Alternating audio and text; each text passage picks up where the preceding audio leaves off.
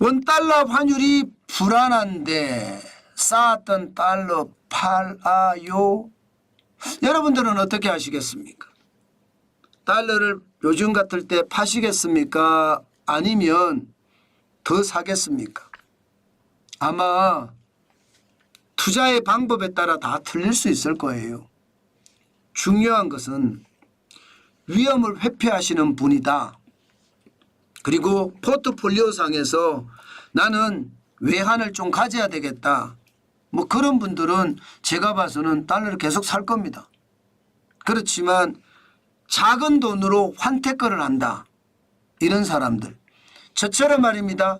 유튜브를 해서 달러를 벌어서 이게 생활을 해야 된다. 이런 사람들 입장에서는 지금 달러를 분할 매도 해야 되지 않을까. 저는 그런 생각을 합니다. 다른 분들은 어떻게 하는지 모르겠지만 저는 달러를 분할 매도할 생각이 있고요. 또 분할 매도를 하나씩 하고 있습니다. 왜냐고요? 아니 생각을 해보세요. 10월 18일 현재 달러당 1369.7원이었거든요. 굉장히 많이 올라가죠. 장중에는요 1370원도 넘었습니다. 그러면 6월 24일 날 1389원일 때 그리고 4월 16일 날 1394.5원일 때 마감지수 기준이거든요. 저는 이때도 분할 매도를 했습니다. 지금 1369원이니까 분할 매도할 필요가 있다 이렇게 생각을 하는 거죠. 그만큼 말입니다. 달러가 굉장히 많이 올라갔다는 거예요. 문제는 앞으로 더 올라갈 거냐 이 문제잖아요. 환율이. 일단 말입니다. 더 올라갈 가능성 저는 충분히 있다고 봅니다. 그래서 제가 분할 매도 분할해서 많이는 팔지 말되 조금씩 판다 하는 그런 의미의 분할 매도를 한다는 뜻입니다. 왜 올라간다고 보느냐. 기본적으로 여러분 달러 인덱스가 계속 올라갑니다. 10월 18일 현재는 103.49니까 약간 떨어졌습니다. 예, 이게 10월 17일까지만 하더라도 103.80까지 올라갔었거든요. 그러다가 103.49니까 많이 떨어졌어요. 떨어졌다고는 하나 103.49라는 숫자는요. 지난 4월 16일 이후로 최고로 높은 수치입니다. 4월 16일 이후로. 4월 16일 이후로 최고 높은 수치면 환율이 달러 인덱스가 말입니다. 지금 원달러 환율은 1369원이잖아요. 1384원도 있었잖아요. 1384원도 있었습니다. 예, 1389원도 있었고요. 4월 16일 이후에. 그러면 더 올라갈 수 있는 개연성이 굉장히 많다는 뜻인가요? 예. 그래서 시장을 볼 때 이게 그만큼 말입니다. 달러 인덱스가 강하니까. 게다가 달러 인덱스는 6개 통화 대비해서 달러의 가치를 나타내 주거든요. 달러 인덱스는 앞으로 어떻게 될까요? 더 올라간다예요. 왜 더 올라간다냐. 유럽연합이 말입니다. 현재 금리를 내려서 3.4%예요. 올해만 마이너스 1.10% 내렸거든요. 더 내릴까요? 유럽연합은 더 내린다예요. 더 내린다의 방점이 있습니다. 올해 더 내린다예요.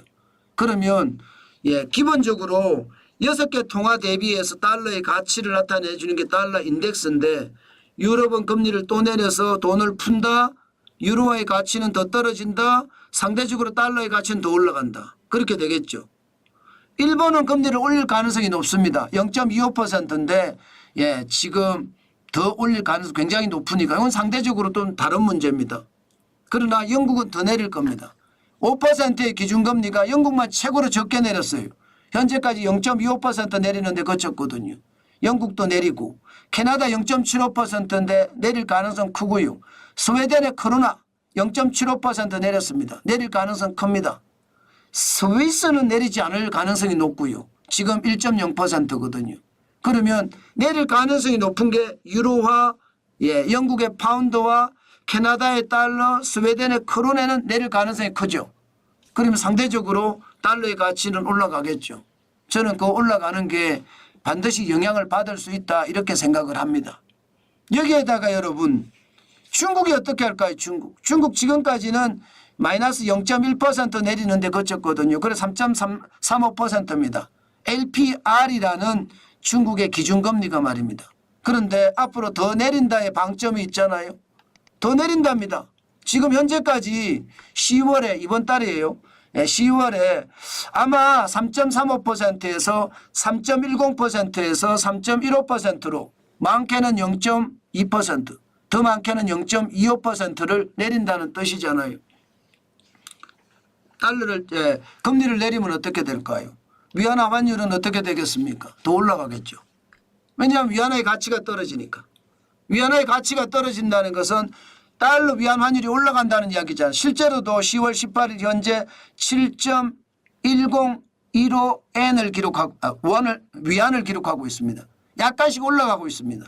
돈을 푼다고 하니까 또 돈을 많이 푸니까 돈을 많이 풀면 위안화하고 원화는요 프록시 커런시라고 합니다. 프록시 커런시라는 게 뭐 대체통화, 대리통화 이렇게 해석을 하는데 쉽게 말하면 위안화가 오르면 위안화 환율이 오르면 원화 환율도 오른다는 뜻이고요. 위안화 환율이 떨어지면 위안화 환율도 떨어진다, 원화 환율도 떨어진다는 뜻이에요. 그만큼 우리 경제는 중국에 수출을 많이 하기 때문에 위안화하고 이게 동반 커플링으로 움직인다 그런 뜻이거든요. 그렇게 움직인다고 가정을 했을 때 지금 원달러 환율은 더 올라갈 가능성이 있잖아요. 여기에다가 전쟁에 대한 위험은 또 얼마나 큽니까? 전쟁이 나면 안전자산인 달러를 선택할 수밖에 없고, 그죠? 게다가 북한과 남한의 어떤 긴장관계, 완전 신냉전 체제가 돼버렸거든요. 이렇게 되면 남한의 위험도도 굉장히 큽니다. 게다가 국방에 대한 안보, 이것은 지금 그 어느 때보다 우리가 강한가 그런 의구심을 가지고 있습니다. 우린 전투 경험이 없거든요. 베트남 전쟁 이후로 전투 경험이 있나요 우리가? 유엔군 파견을 했었지만 전투 경험보다는 지원조를 많이 파견을 했습니다. 그런데 이번에 지금 북한은요 12,000명에 달하는 특수부대를 지금 우크라이나 러시아에 보낸다고 해요. 그 말 자체를 보면 여러분 결국요 위기감이 커질 수밖에 없다. 그것이 환율을 자극한다. 뭐 그렇게 이야기해도 틀리는 말이 아닐 겁니다. 그래서 환율은 앞으로도 계속 자극이 될 거다 이런 생각이 들거든요. 그렇기 때문에 여러분 원달러 환율은 지속적으로 관찰을 하되 이게 환테크를 하신다고 많이 사신 분들 그런 분들은요 내 책임하에 분할 매도하는 것도 저는 큰 방법이라고 생각을 합니다. 물론 여러분들 중에는 더 큰 위기가 온다고 생각을 하면 팔 필요가 없어요. 위험을 회피한다고 하잖아요. 리스크 해치라고 하죠. 그렇게 더 큰 위기가 온다고 생각을 하면 팔 필요는 없습니다. 그렇지만 뭐 저같이 생활을 해야 되잖아요. 저는 사무실도 운영해야 되잖아요. 그렇기 때문에 달러로 받은 것 조금 분할 매도를 하겠다. 저는 그런 입장입니다. 그만큼 많이 올라가 있다는 뜻이에요. 앞으로 더 많이 올라갈 거냐? 시장의 상황에 따라서 지금은 굉장히 유동성이 큽니다. 제가 지금까지는 금리를 내리기 때문에 원달러 환율은 점점 내려갈 거다 예상을 했습니다.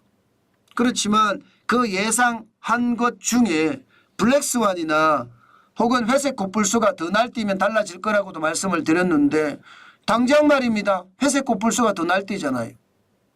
북한군 12,000명이 지금 러시아 우크라이나 전선으로 간다고 하는 것은 벌어진 위기가 더 크게 벌어진 거예요. 회색 코뿔소가 더 날뛰고 있는 거잖아요.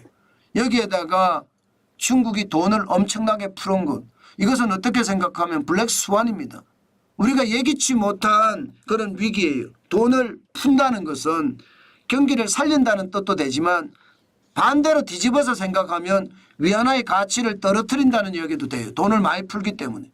위안화의 가치가 떨어지면 우리 원화의 가치도 다 같이 떨어지거든요. 그럼 환율이 오른다는 뜻이에요. 그런 게 지금 현실이 됐다.